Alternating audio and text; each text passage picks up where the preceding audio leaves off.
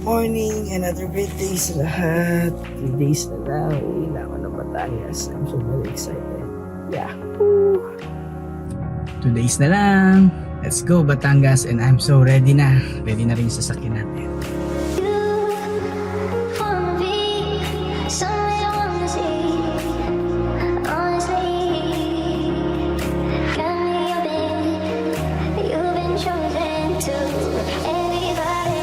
Let's go Batangas!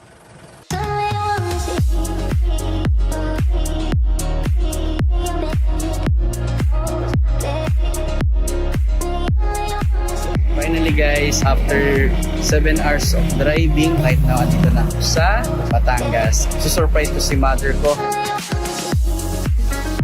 Puso ko sa Bicol dahil sa isang pangarap mabago buhay. Yung isa sa pinangarap ko na natupad dahil sa pag-push sa akin ng mama ko. Bisitahin ko siya. Nung nagsisimula ako, maraming tumalikod sa akin, and number 1 fan ko si mama. I miss you mom, I'm here, I'm coming. Love you ma.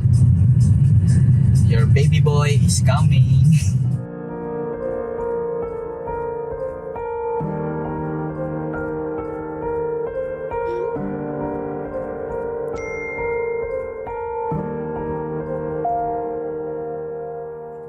I don't need a lot of things, I can get by with nothing. With all the blessings life can bring, I've always needed something. But I've got all I want when it comes to loving you. You're my only reason, you're my only truth. I needed you like water, like breath, like rain. I needed you like a mercy from heaven's gate. There's a freedom in your arms that carries me through. I needed you. Ma, ito na ako.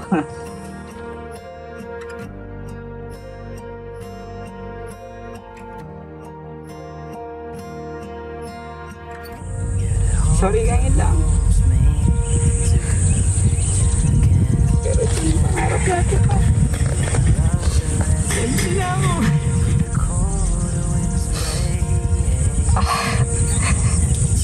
Salamat.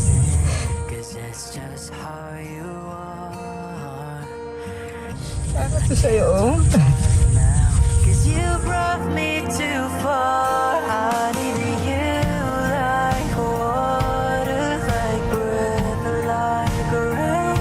I needed you like a mercy from heaven's gate.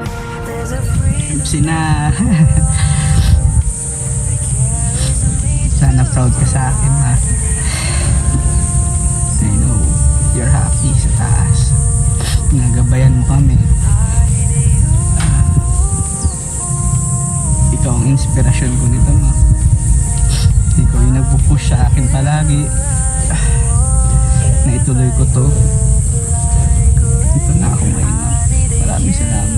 Like a mercy from heaven's gate. Ay ma, alis na ako. Sama ko pala si Ems. Sayang hindi ka na isakay. Pero alam ko lagi ka nandyan. Ginagabayan mo kami. See you. Till next time ma. See you next life. Love you.